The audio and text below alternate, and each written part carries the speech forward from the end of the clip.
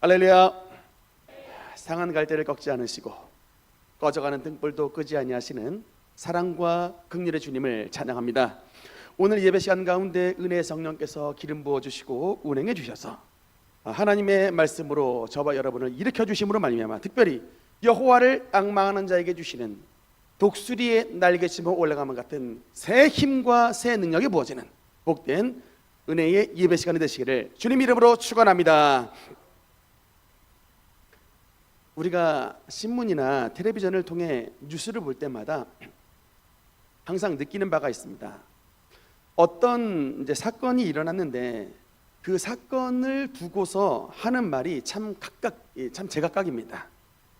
똑같은 사건이 일어났는데 누구는 이게 좋다고 하는데 누구는 이게 문제가 있다라고 말을 하는 그런 게 있는데, 이게 왜 그러냐면 바라보는 관점의 차이가 나기 때문에 그렇습니다. 그러니까 같은 일이 일어나서도 보수 신문에서는 좋게 해석하고 진보 신문에서는 나쁘게 해석하는 일이 있고, 반대로 진보는 좋다고 하고 보수는 나쁘다고 하는, 똑같은 일이 벌어졌는데 바라보는 각도에 따라서 이게 다르게 얘기를 할 수가 있습니다. 우리 예수님의 행적을 기록한 성경이 이제 복음서라고 하는데 4가지의 복음서가 있습니다. 근데 이걸 왜 4가지나 되냐면 예수 그리스도를 어떤 관점에서 어떤 각도로 바라보느냐에 따라서 이게 기록한 관점이 다릅니다. 예를 들어 마태복음은 예수님을 어떤 관점에서 바라봤을까? 왕의 관점에서 바라보고 있습니다. 왕의 복음이라고 합니다.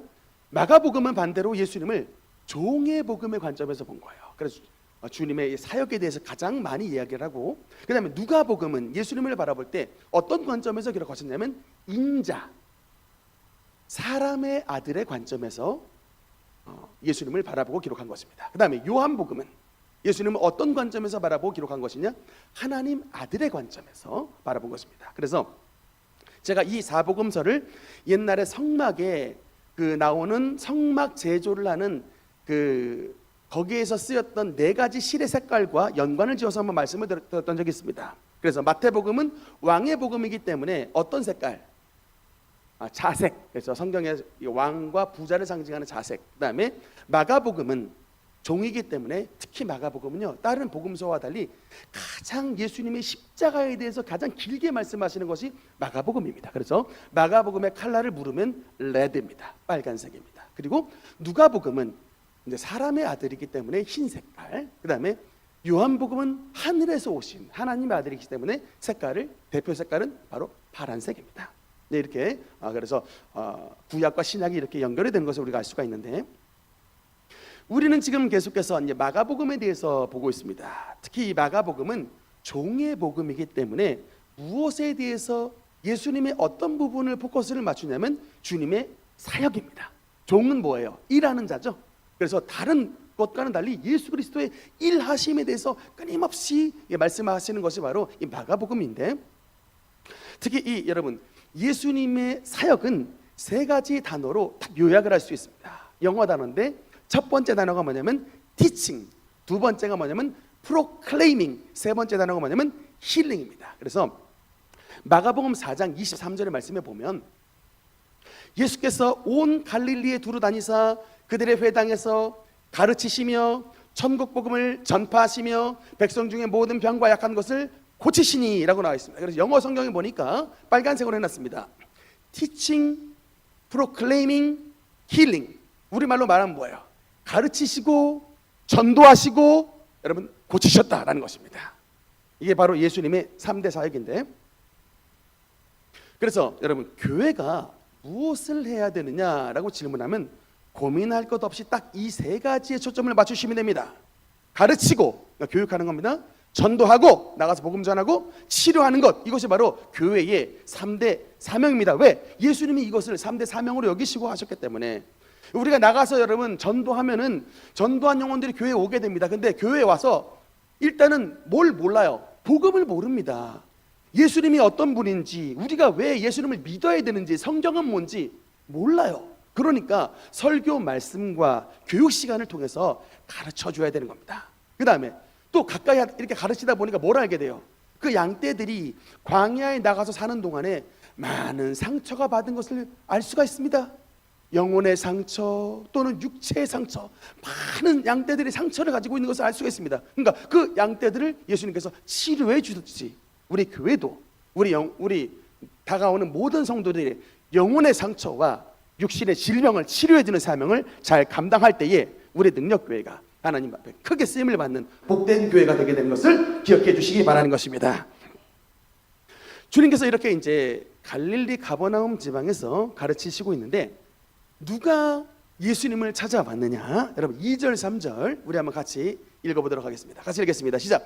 많은 사람이 모여서 문 앞까지도 들어설 자리가 없게 되었는데 예수께서 그들에게 도를 말씀하시더니 사람들이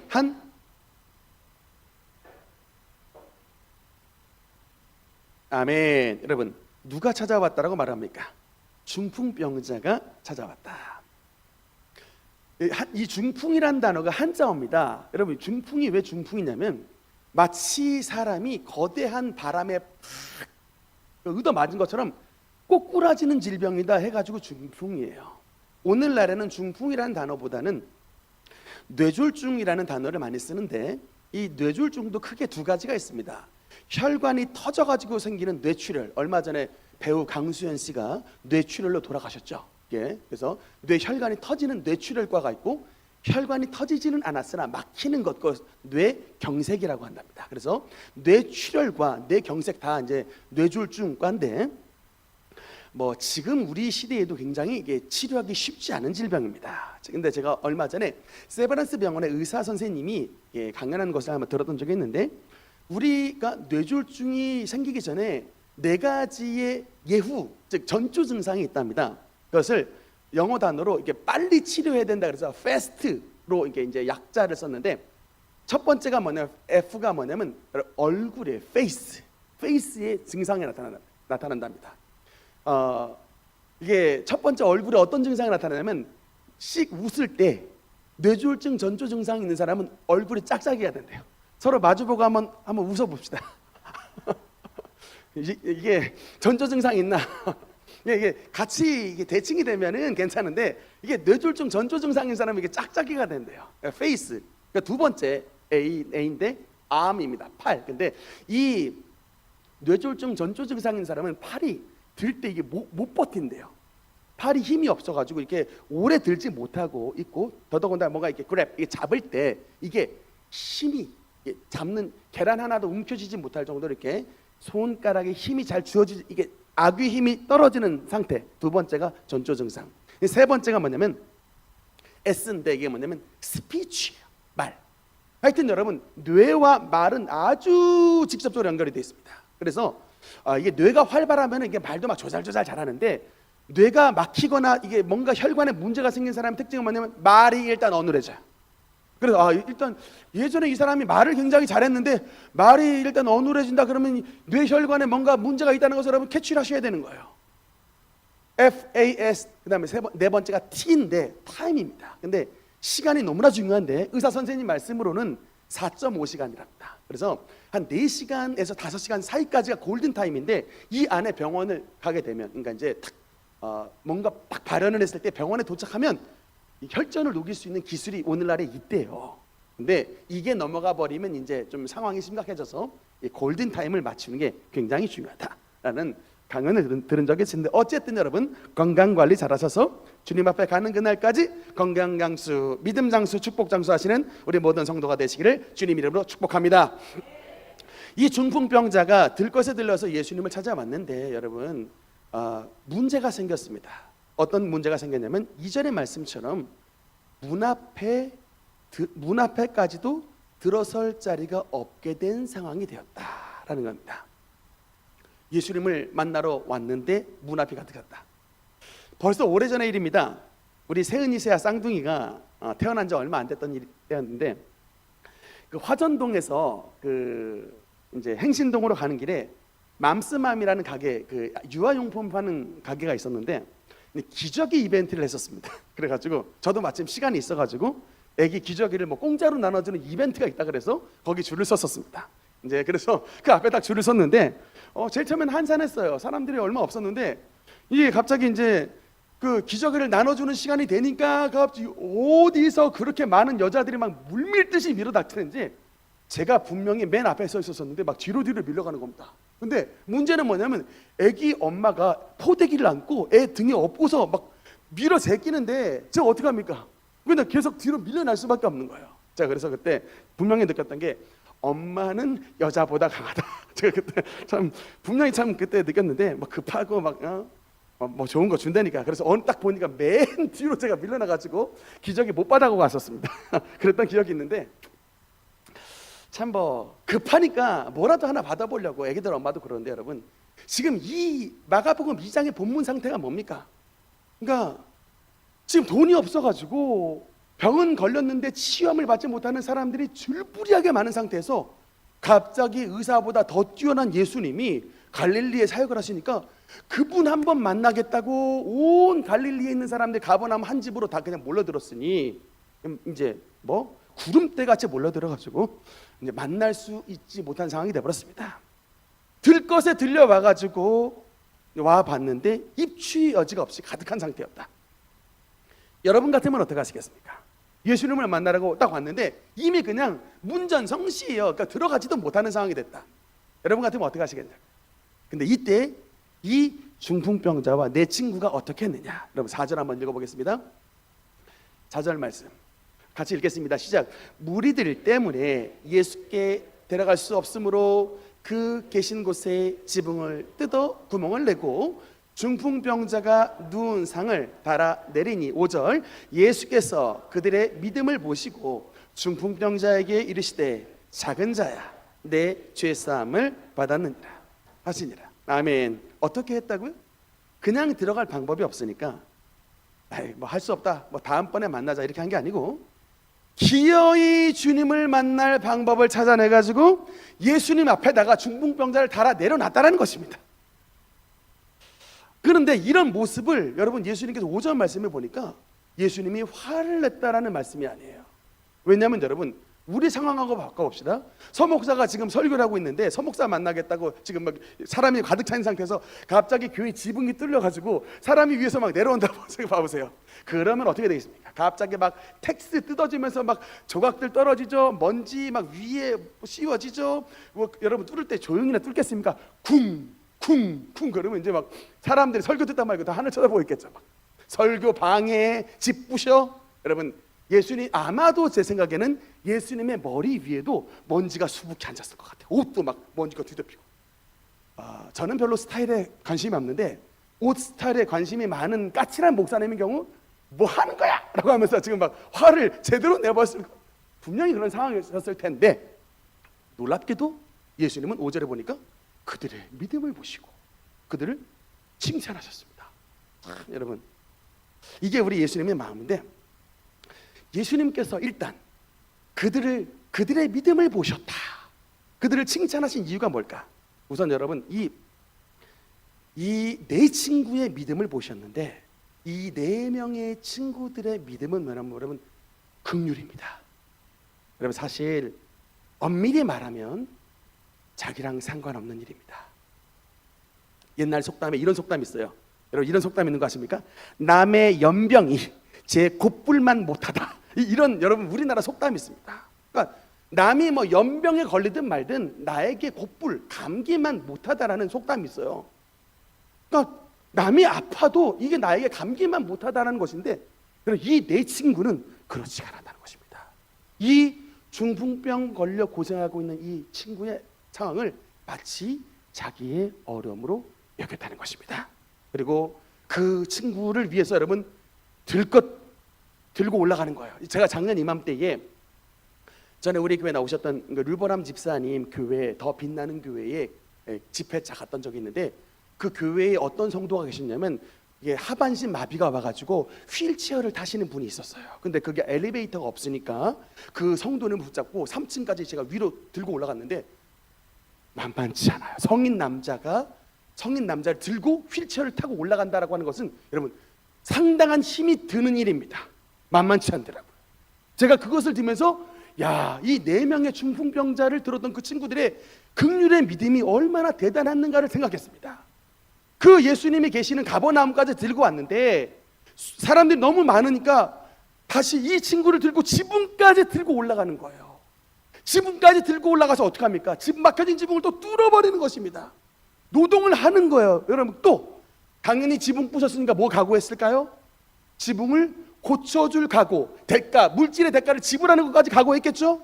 힘도 듭니다, 물질도 듭니다. 그리고 달아 내려주는 거예요. 막 끙끙끙끙 하면서 이 줄을 달아서 내릴 때에 그 친구들의 여러분 수고와 애씀이 뭐겠습니까? 바로 이 형제를 사랑하는 형제 사랑의 마음입니다. 예수님은 분명히 말씀하시죠. 5절에 그의 믿음이 아니라, 복수로 써 있습니다, 그들의 믿음을 보시고 라고 말씀합니다. 뭡니까? 그러니까 여러분, 긍휼이란 이 믿음이라고 하는 것은 참 넓은 범주의 단어예요. 우리가 여러 어려운 형제들을, 그들을 대신하여 정말 들 것을 들어주고, 그들을 대신하여 물질을 물어주고 긍휼을 베푸는 이런 모든 것들이 하나님께서 저와 여러분을 믿음이 있다라고 바라봐 주시는 것을 믿으시기 바라는 것입니다. 여러분, 더더군다나 이 중풍병자의 믿음은, 아까 이제 중풍병자를 들어줬던 이 친구들의 믿음은 긍휼의 믿음이었지만, 중풍병자의 믿음은 어떤 믿음일까를 생각했을 때 저는 한 가지 단어가 떠올랐습니다. 신뢰. 예수님을 신뢰하는 겁니다. 만약에 이 중풍병자가 예수님을 믿지 않았더라면 이런 상황 가운데서 그냥 go home 했을 겁니다. 그냥 집으로 돌아가 버렸을 거예요. 근데 여러분, 얼마나 이 중풍병자가 예수님을 신뢰했던지, 나 좀 거기 데려다 달라, 예수님을 좀 만나게 해달라. 막혔는데 그러면 수단과 방법 가리지 않고 내가 어떻게든지 좀 예수님을 좀 만나게 해달라. 여러분, 성경에 보니까 치유를 받은 사람들의 공통점이 있습니다. 혈루병 걸린 여인이라든지 수로보니게 여인의 그 귀신 들린 딸내미를 치료받았던 얘기든지 다 공통점은 한 가지입니다. 상황이 허락되지 않아요. 몸에 피가 나가지고 유출병으로 막 빈혈을 앓고 있는 이런 상황에 끝까지 뭡니까? 예수 그리스도의 옷자락을 만지러 가겠다라고 하는 거예요. 여러분, 예수님 앞에 모욕을 당했습니다. 이스라엘 사람들에게 줘야지, 너 같은 이방인들, 개 같은 자들은 줄 떡이 없다라고 예수님 앞에 면전에서 모욕을 당했는데, 사실은 예수님이 시험하신 거거든요. 근데 그 자리를 박차고 나가진 않았어요. 끝까지 버티더라고요. 이 자리에 주여 올소이다마는 개들도 주인의 상에서 떨어지는 부스러기를 먹나이다. 주님, 부스러기라도 주시옵소서. 예수님이 그 말씀을 듣고 너의 믿음이 크도다, 너의 딸내미가 고침을 받을지어다 라고 치료를 선포하셨습니다. 여러분, 그러니까 뭐냐면 믿음이라고 하는 건 예수님을 신뢰하는 겁니다. 나의 이런 불가능한 상황 가운데, 나의 이런 백척간도의 상황 가운데 정말 인간적으로 봤을 때는 방법이 없는데, 그러나 우리 주님께로 나아가기만 하면 예수님은 나의 솔루션이 되신다. 예수님은 나의 길이 되시고 나의 진리와 생명이 되신다. 신뢰했기 때문에 이 모든 난관을 뚫고 결국 지붕까지 뚫어서 내려왔던 것입니다. 이것을 성경에서 여러분 뭐라고 말하냐면 침노하는 믿음이라고 말합니다. 마태복음 11장 12절 말씀, 마태복음 11장 12절 말씀 같이 읽겠습니다. 시작. 세례 요한의 때부터 지금까지 천국은 침노를 당하나니. 아멘. 여러분, 침노라는 단어는 돌파라는 겁니다. 뚫고 들어가는 거예요.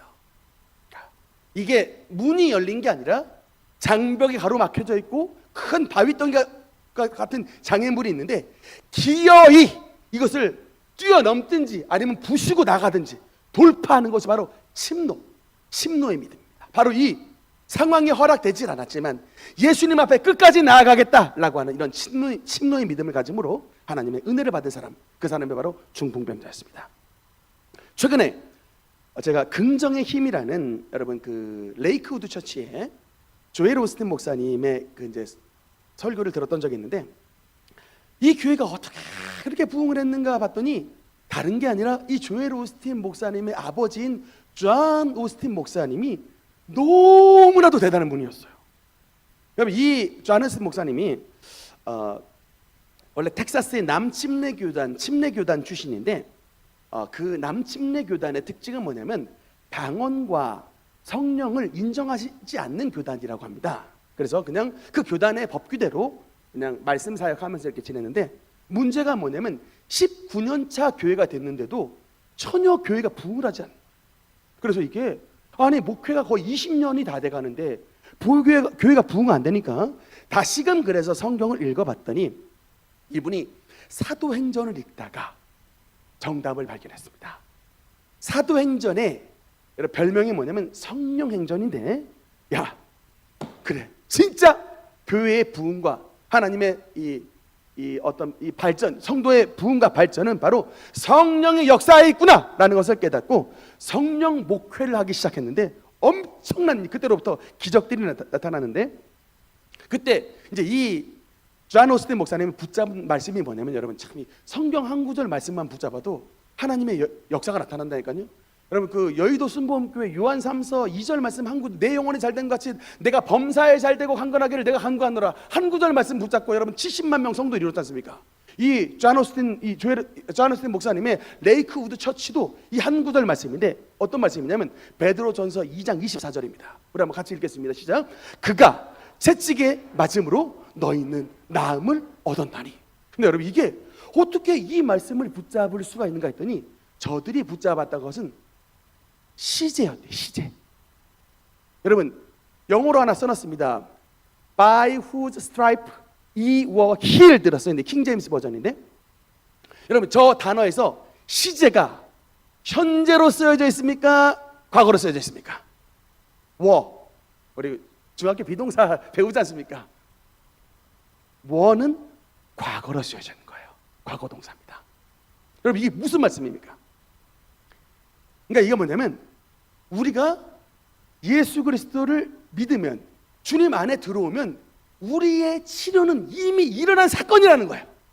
그러니까 우리가 지금 치료를 받는다는 것이 아니라 예수 그리스도 안에 들어오면 치료는 이미 완성되었다라는 것입니다.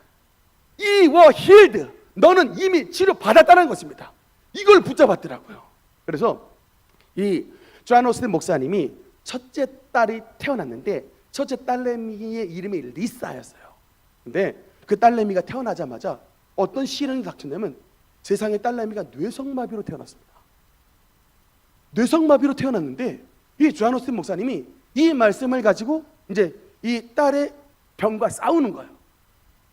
그래서 하나님은 우리 you were healed, you were healed예요. 너는 이미 치료 받았다는 거예요. 그래서 그 말씀을, 치유의 말씀을 선포하면서 기도를 했는데, 한 달, 3개월, 5개월, 6개월을 기도를 했는데 치료가 나타나지 않더래요.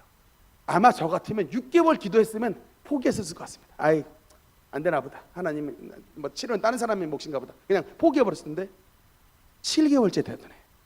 리사가 뇌성마비증이 눈 녹듯이 사라져버리고 건강한 딸내미가 됐다는 거예요. 최근에 그 딸내미가 레이크우드 처치에서 성경 공부를 인도하시는 거 봤는데 너무나 똑똑해요. 뇌성마비의 증세가 이마만큼도 남질 않았어요.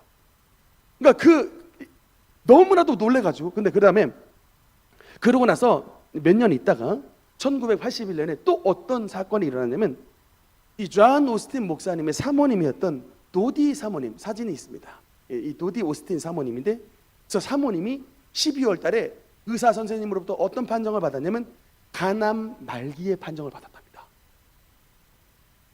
간암 말기는 거의 그냥 사형 선고를 내린 거예요.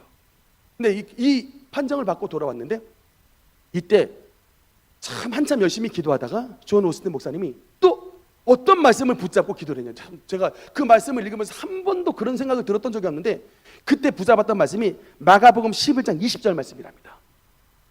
20절 읽어보면, 그들이 아침에 지나갈 때에 무화과 나무가 뿌리째 마른 것을 보고 베드로가 생각이 나서 여짜오되 랍비여 보소서 저주하신 무화과 나무가 말란다이다. 이 말씀을 붙잡고 기도를 했는데 어떻게 기도하셨냐면 이렇게 기도했답니다. 내가 예수 그리스도의 저주하심을 힘입어 너 암병에게 명하노니 모든 암병의 나무는 그 뿌리까지 마를지어다. 이 말씀을 붙잡고 이렇게 기도했대요. 예수님께서 그 무화과 나무를 저주하셨을 때 그 나무가 완전히 뿌리째 마른 것을 보고 이 말씀을 붙잡고, 지금 우리 아내에게 지금 간암이라고 하는 암이 마치 나무처럼 온 몸에 전이가 되어 있는 상태인데, 내가 하나님 예수 그리스도의 저주하심의 능력을 힘입어 너 암병을 명하여 저주하노니 너 뿌리까지 마를지어다. 암병의 나무는 뿌리까지 말라들지어다. 이렇게 막 선포하며 기도를 하셨는데, 이때 놀랍게도 도디 사모님의 마음이 갑자기 막 불이 불듯이 막 뜨겁게 임하더래요. 그래서 병원에 계셨는데 막 갑자기 마음이 막 뜨거워지면서 막 너무나 평강을 얻었답니다. 말기암 환자니까 몸이 막 그냥 이렇게 말랐는데, 그러면서 그 말씀을 듣고 이제 병원에 퇴원 바로 신청했대요. 난 나았습니다. 그러니까 의사 선생님이 말도 안 되는 소리 하지 말라고, 지금 당신 암 4기인데 지금 뭐가 나았냐고 지금 이렇게 빼가 말라가지고 지금 이러고 있는데 말도 안 되는 소리 하지 말라 그러는데 결국 그냥 퇴원해버렸답니다. 그리고 40일 동안 뭘 했냐면 하나님의 말씀, 이 치료의 말씀을 날마다 외우는 거예요. 날마다. 여러분 이걸 말하면 신학적 용어로 뭐라 그러냐면 aggressive faith라 그래요. 공격적 믿음이라 하는 겁니다. 여러분 이게 신학 용어예요. 뭐냐면 분명히 현상은 가늠이 맞아. 가늠이 맞는데 성경에 너가 나음을 입었다라고 했기 때문에 이 말씀으로 현상을 무너뜨려 공격을 해버리는 거예요. 어그레시브 무너뜨려 버리는 거예요. 어그레시브 페이스 가지고 이 현상적으로 나타나는 이런 불법의 세력들을 무너뜨리고 공격하여 정복해버리는 어그레시브 페이스로 결국은 승리했습니다. 여러분 최근에 보니까 이 81년에 암 걸리신 사모님이 지금 2024년인데도 90세가 넘었는데 지금도 건강하게 예배 참여하셔요. 날마다 레이크우드 처치에서 그 장면 먼저 보여줍니다. 하여튼 하나님이 치료하시면 완벽하게 치료하신다는 것을 기억해 주시고, 우리 모든 주님의 성도님들이 이런 돌파 영성 가지고 주님 앞에서 공격적인 믿음을 가지고 승리하시는 우리 모든 성도가 되시기를 주님 이름으로 축복합니다. 그러나 한 가지 더 여러분, 치료에 있어서 중요한 여러분 한 가지의 말씀이 있습니다. 오늘 본문 5절의 말씀은 다시 한번 읽어보겠습니다. 5절. 오늘 본문 5절 말씀 5절만 읽어보겠습니다. 시작. 예수께서 그들의 믿음을 보시고 중풍병자에게 이르시되 작은 자야 내 죄사함을 받았느니라. 아멘. 여러분 물론 우리가 주님 앞에 나갈 때 이렇게 쭉 하나님을 기쁘시게 하는 믿음을 가지고 나아가는 것, 치료의 중요한 첫 번째 발걸음입니다. 그러나 이것으로서 중요한 게 아니라 예수님이 이 병자에게 있는 중요한 한 가지를 드러내셨으니 뭐라고 말씀하셨느냐? 작은 자야 너의 죄사함을 받았느니라. 그러면 여러분 이 말씀은 무슨 뜻일까요? 사실은 그냥 예수님이 병만 고치시면 되는데 병을 고치시기 전에 이 중풍병자의 뭐를 지적을 하셨습니까? 죄로 가득했던 지난날의 죄된 인생을 주님께서 지적하셨습니다. 원인을 드러내신 거예요. 너가 지금 중풍병에 걸렸던 것은 다른 그 어떤 것보다 죄가, 너가 지었던 너의 삶 가운데 가득했던 죄가 너의 삶에 중풍을 갖고 왔다라는 것을 주님께서 지적하시는 것입니다. 100%는 아닌데 많은 경우 여러분 죄는 병을 가지고 옵니다. 죄는 병을 가져와요. 여러분 특히 우리가 좀 살아갈 때에 어린 아이가 태어날 때부터 큰 질병을 가지고 태어난 경우를 많이 봅니다. 사실은 그 어린 아이가 태어날 때부터 무슨 죄를 지었다고 그 어린 아이 이렇게 큰 중병을 가지고 태어나는 일들이 벌어지겠냐마는 뭐 전부 그런 건 아니지만 대부분 그런 경우는 그 아이가 그 가문의 죄에 예속이 된 경우가 많습니다. 부잣집에서 태어난 아이는 그 환경 따라 부자가 됩니다. 가난한 집에서 태어난 아이는 그 환경 따라 가난한 삶을 살아갈 수밖에 없습니다. 초반부에는. 그렇듯이 우상숭배와 죄가 가득한 집에 태어난 아이는 그런 죄의 환경에 물들어서 나니까 이렇게 많은 경우 이렇게 질병이 따라오는 경우가 많습니다. 어쨌든 이런 뭐 원죄가 됐든 어떤 가문에 대에 따른 저주가 됐든 자범죄가 됐든 많은 경우 죄는 우리에게 병을 불러오기 때문에 우리가 주님 앞에 치료함을 받기 위해서는 우리가 먼저 선결 조건이 뭐여야 된다? 하나님 안에서 우리의 모든 죄를 씻어 버려야 되는 것입니다. 언제나 우리 예배의 출발점은 여러분 다른 게 아니에요. 여러분 하나님 내 병 고쳐 주옵소서라고 하는 것이 우리의 신앙의 순서가 아니라 내 죄부터 주님 앞에 회개해야 됩니다. 하나님 몰라 내 마음대로 살았던 죄, 교회를 다녔지만 낮에는 교회에서는 집사, 밖에서는 잡사로 살았던 죄, 모든 죄들을 주님 앞에 감춰진 죄들을 회개하며 나아갈 때에 그런 자에게 하나님의 치료와 성령님의 은혜가 부어지는 것을 믿으시기 바랍니다. 중요한 건 여러분, 우리가 스스로 죄를 이길 수 없어요. 그래서 여러분, 우리가 아무리 죄를 안 지으려고 해봐도 사실은 우리에게는 맨날 실패뿐입니다. 여러분, 우리가 어떻게 해야 됩니까? 이것에 대해서 성경에서 뭐라고 말씀하느냐? 갈라디아서 5장 16절 말씀. 여러분 같이 16절 17절 읽겠습니다. 시작. 내가 이르노니 너희는 성령을 따라 행하라. 그리하면 육체의 욕심을 이루지 아니하리라. 육체의 소욕은 성령을 거스르고 성령은 육체를 거스르나니 이 둘이 서로 대적함으로 너희가 원하는 것을 하지 못하게 하려 함이리라. 아멘. 말씀이 좀 길고 어렵지만 쉽게 말하면 뭐냐면 우리 마음에 두 가지의 법이 싸운다는 얘기예요. 하나는 성령의 법이 있고 하나는 육체의 법이 있는데, 여러분 우리가 이길 수 있는 방법은 성령의 법으로 육체의 법을 누르는 수밖에 없다는 거예요. 분명히 말씀합니다. 육체의 소욕은 성령을 거스르고 성령의 소욕은 육체를 거스른다. 서로 싸우는 거라니까요.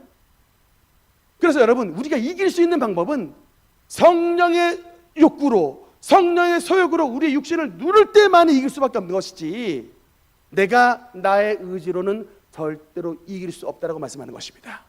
여러분, 우리가 왜 기도 나와야 될까요? 여러분, 우리가 왜 새벽 기도해야 될까요? 우리가 왜 날마다 주님 앞에 작정 기도 드리며, 여러분 우리가 왜 기도 생활을 해야 될까요? 우리의 힘으로 안 되기 때문에 그런 것입니다. 내가 아무리 죄 안 지려고 발버둥 쳐도 내 마음에 있는 육신의 소욕이 나를 잡아먹어 버립니다. 내가 안 해야지 해도 안 돼요. 나의 의지로 안 된다니까요. 그래서 하나님은 솔루션을 제시합니다. 너의 힘으로 하지 말고 성령의 능력으로 하라. 이것이 바로 하나님의 솔루션입니다. 그래서 여러분, 우리가 맨날마다 기도해서 성령님이 힘을 힘입어야 우리 속에 있는 죄성을 이길 수가 있는 것입니다. 나도 모르게 하나님보다 더욱더 사랑하는 물질, 나도 모르게 하나님보다 자꾸 올라지려고 하는 나의 교만, 탐심, 음란, 술 취함, 방탕함, 이런 모든 것들을 나 힘으로 이길 수가 없다는 거예요. 성령님의 도우심만이 우리를 이기게 하시고 하나님의 뜻을 이루는 하나님의 성령의 열매가 가득한 하나님의 삶을 살아갈 수 있게 만들어 주시는 것을 믿으시기 바랍니다. 말씀의 결론을 맺겠습니다. 사랑하는 성도 여러분, 우리 주님께서 특별히 이 마가복음 2장 말씀에서 11절 말씀, 11절 12절 같이 읽겠습니다. 시작. 내가 내게 이르노니 일어나 내 상을 가지고 집으로 가라 하시니 그가 일어나 곧 상을 가지고 모든 사람 앞에서 나가거늘 그들이 다 놀라 하나님께 영광을 돌리며 이르되 우리가 이런 일을 도무지 보지 못하였다 하더라. 아멘. 예수님께서 이 중풍병 걸린 이 사람에게 선포하십니다. 일어나 내 상을 가지고 집으로 가라. 치유의 선언입니다. 그래서 그 모습을 보고 주님의 말씀 한마디에 그 오랜 중풍병자가 자리에서 벌떡 일어나 하나님을 찬양하며 가는 모습을 보고 수많은 사람들이 주님 앞에 영광을 돌리는 그런 일이 나타났다는 겁니다. 오늘날도 여러분 다른 게 아닙니다. 오늘 교회에 주님의 기적 역사가 불일 듯 나타나게 되면 많은 잃어버린 영혼들이 주님 앞으로 돌아오게 되고 하나님의 영광이 더욱더 높임을 받으시게 되는 것입니다. 최근에 제가 조윤기 목사님의 설교를 들었는데, 제가 가끔 조윤기 목사님의 영어 설교를 듣습니다. 이 외국에서 어떻게 설교를 하시는지 좀 궁금해가지고 가끔 설교를 듣는데, How to Pray라고 하는 이제 그 용기초의 유튜브 영상에서 봤던 것인데, 조윤기 목사님이 한 번은 러시아의 하바로프스키라고 하는 그 지역에 가서 그 공산권이었던 시절이었어요. 그 시절에 이제 복음을 증거했는데, 이 인간 이제 그 공산권 나라에서 복음을 전한다고 하는 것은 목숨을 거는 일입니다. 진짜 총을 쏴버려서 죽일 수 있는 일, 목숨을 거는 일인데, 이제 집회를 앞두고 이제 딱 출발 직전에 화장실에 들어가서 손을 탁 씻는데 갑자기 분명한 음성이 들리더래요. 어더블 소리로 들렸답니다. 너 오늘 집회 나가면 누군가 너를 총으로 쏠 것이고 너 오늘 앰뷸런스에 실려간다 라는 육성이 들리더랍니다. 그 순간 너무 깜짝 놀라가지고 이게 막 분명히 들려서 이거 아니 집회 지금 출발 직전인데 가야 되나 말아야 되나 막 마음에 너무 막 번민이 일고 막 두려움이 임하더래요. 이것이 주님의 음성입니까? 이게 사탄의 음성입니까? 막 혼란스러운데 그 순간에 딱 마음속에 딱 다가오는 게 하나님의 음성은 마음속에 들려주시고 소리가 아니라 마음으로 들려주시고 뿐만 아니라 하나님께서 음성을 들려주실 때는 마음에 평강이 임하는데 마귀는 두려움의 응은이 나에게 육성으로 들려줬고 그 마귀의 음성이 임하자 너무 두려웠다. 이건 마귀의 음성이구나. 예수 이름으로 물러가라 라고 하면서 이제 하버롭스키 그 광장으로 나가서 설교하러 딱 올라갔는데 딱 단에 섰는데 갑자기 삐뽀 하던 앰뷸런스가 쫙 오더랍니다. 그러더니 진짜 아까 마귀가 너 총 맞고 앰뷸런스에 실려간다라고 아까 분명히 마귀가 말했는데 단 위에 딱 쓰자마자 삐뽀 하더니 앰뷸런스가 딱 도착하니까 목사님 너무 놀라가지고 입이 안 다물어지고 그걸 계속 이렇게 보고 있었대요. 나 저기에 실려가는 건가?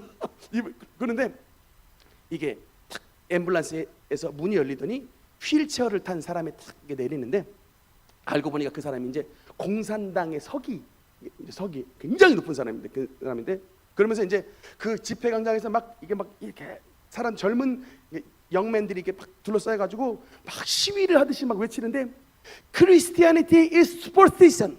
Christianity is superstition. 그래서 이 기독교는 미신이다 계속 막 외치다는 거예요. 러시아 말로 했겠죠. 근데 그런 막 시위가 있는 그 통해서 주님의 복음을 막 이제 증거를 해야 되는데 한참 복음을 증거하는데 갑자기 성령께서 그 휠체어 탄 사람을 마음속에 가르쳐서 너 저 사람에게 rise up and go 일어나 가라 라고 선포하라 라고 음성을 주셨다는 거예요.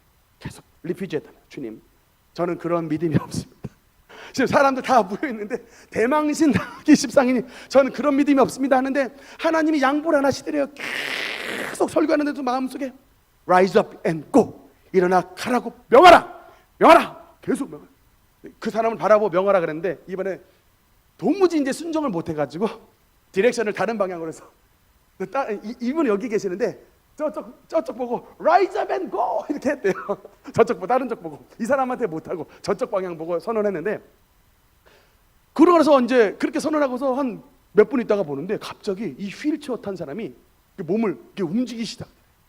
사진이 있습니다. 여러분 이게 하버로브스키에 있었던 이게 러시안 베어만한 이런 이 사람이 이게 움직이기 시작하는데 휠체어에 일어나서 두 번째 사진 이 사람이 나중에 휠체어를 이렇게까지 들더니 세 번째 사진 먼저 들어보겠습니다. 하버로브스키의 기적이에요. 예, 월드 미션 투데이에서 나온 이 사진을 제가 발췌해가지고 갖고 왔는데